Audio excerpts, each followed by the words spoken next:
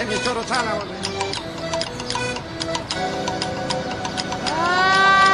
Salaila, y un moroso, y es maposo.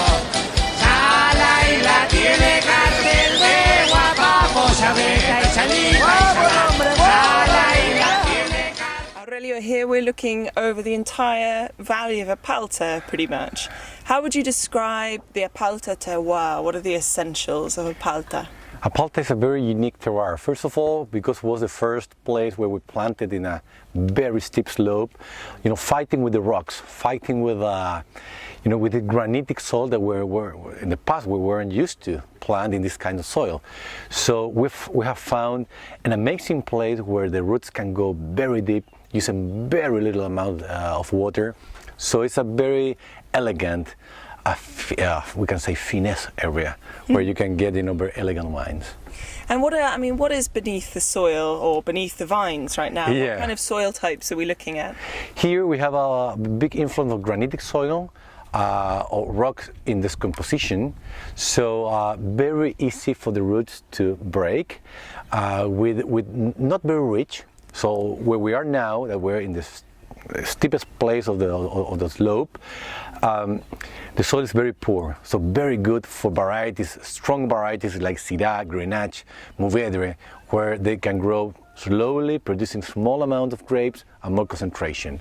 So in the lowest part of the vineyard, we get more clay, the influence from the Tingirica River, so it is a much richer soil, perfect for Cabernet Sauvignon and Carmener. Super. And the varieties that you've mentioned are more the Bordeaux varieties, which also make up your principal blends that you have. What are the main varieties that you think really thrive here, and how is it changing? What new varieties are you planting? Here, we have found an amazing place where we have tried many things that didn't work, another variety that really worked very well, and even in that we have like Cabernet Franc, beautiful place for Cabernet Franc, beautiful place for Malbec, beautiful place for Petit Verdot, from Saint Cabernet, but also there's another variety like Syrah, Grenache, Mourvèdre that works really nice. The amazing thing about Apalta that is so diverse in terms of exposition, type of soil, deeper soil, shorter soil, so you can choose whatever you want for mainly, of course, red varieties, and the ones I'm talking about. Some other varieties like Merlot, it's really complicated, it's only a small spot that we have a little bit, but Carmener, Syrah and Cabernet, very nice. And it looks, looking at the view, it looks like a jigsaw puzzle. So you can imagine that you have a lot to play with in terms of the different exposures to sun and the way that the fruit turns out. Is there anything that you would say doesn't work here? Are there any varieties that have really struggled and not taken off? Yeah, we have tried like a Tempranillo, like Sangiovese. Not really good. For example, here, except by a specific spot, the rest of the area for Merlot doesn't work. So in general, it's a very limited, place, not for every variety, and that's a wonderful thing. Doesn't exist a place where you can plant whatever you want and everything's gonna work. Here, of course, white wines not even close here, so it's too warm to have this kind of varieties. But red varieties with a very elegant note, like Syrah, like Cabernet, like even Carmener, beautiful. Very nice.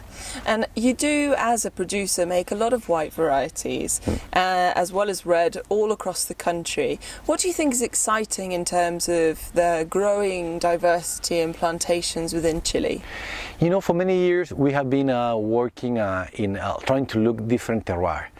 And the amazing thing is that we have been traveling to the very north of Chile, to the very south of Chile, but what we have realized that everything's very close. We have a huge diversity in between the Andes and the Ocean Pacific.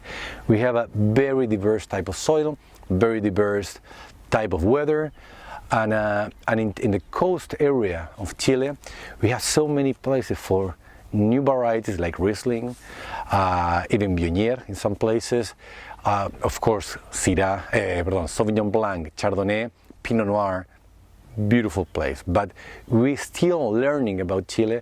Chile, even if we have been producing wine for 500 years, the wine production in terms of quality and in terms of really nice and specific wines has been, the evolution has been in the last, let's say, 30 years. So it's still a lot to learn. And one of the greatest limitations right now in Chile and many parts of the world is obviously water. And how have you seen that affect vineyards here in Colchagua? Colchagua, as many other valleys in Chile, we are really affected by the use of water. Not only because there's less rain, not because there's less water, also there's more people. There's more plantation of not only vineyards, also fruits and other things. So every year we have more limitations in the use of water, and that's why as a company, Montes, we have been taking care about the use of water with a lot of technology, satellite pictures, with less use of water. So we decrease, in less than 10 years, we decrease in half the amount of water that we used to use using technology. So now vines, as you know, the vines are a very, strong plant that can hold, a very extreme weather, a very extreme use of water. So we're pushing the vine to grow deeper in roots, be able to use less water and using more water from your natural soil, not irrigation. And you've managed to actually make some dry harvesting vineyards, newly planted, where you're managing to harvest without adding any water. What are the kind of key elements to success in that sense? For many people, when you say dry farm or no using water in the vineyard, it sounds obvious because in some places in Europe they don't use water. But you have to consider that here in Chile we don't get any rain during summer. So for many years we have been studying the use of less water for the vines. The way how we can do it is to train the vine to use less water. It's like an athlete, the guy that trains for a marathon. It's not that, okay, today I'm going to run a marathon. No, if you want to run a marathon, you need to train. And the same what we have done to the vineyard. Year by year, we're using less water till we get into zero irrigation.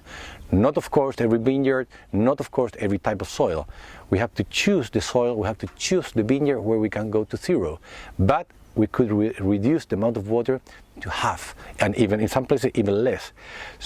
But the only way is to train the vine. The vine can go deeper with the roots, so that they can get water from the very deep soil, natural water, and that is a very long process, but it's a training process.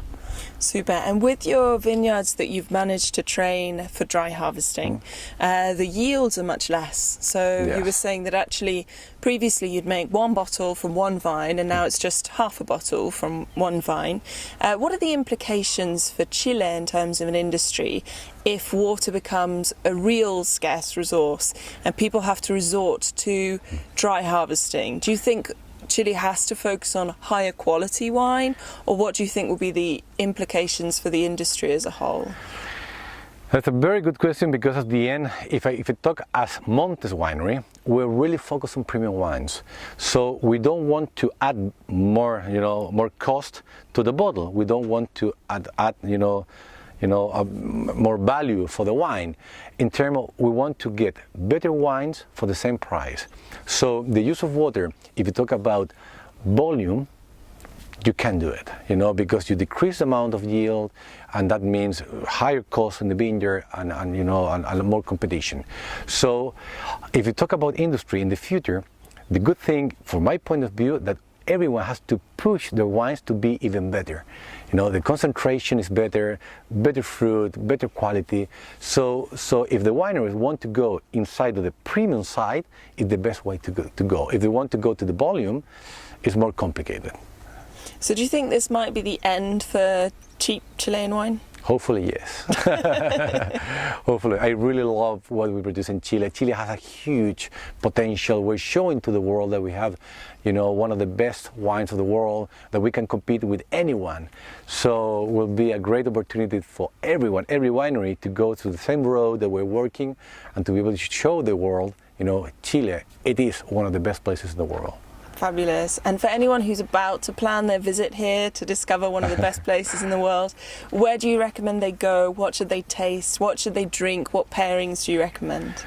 Of course, in Chile we have many type of food from a lot of influence from different places like Peru, seafood, also native food. So when I recommend someone to come to Chile, I recommend them to be open-minded and not to eat the same food that they eat at home. So try new things, and our food, like seafood, with our Sauvignon Blancs, Chardonnay, with our fresh wines, are beautiful. At the same time, in Chile we eat a lot of pork, wild boar, and that combined with Carmenere, our native or our national variety, it is perfect. So I recommend people to come here to try our own varieties with our own food. It's a really nice experience. Fabulous. Salud, as they say. Salud.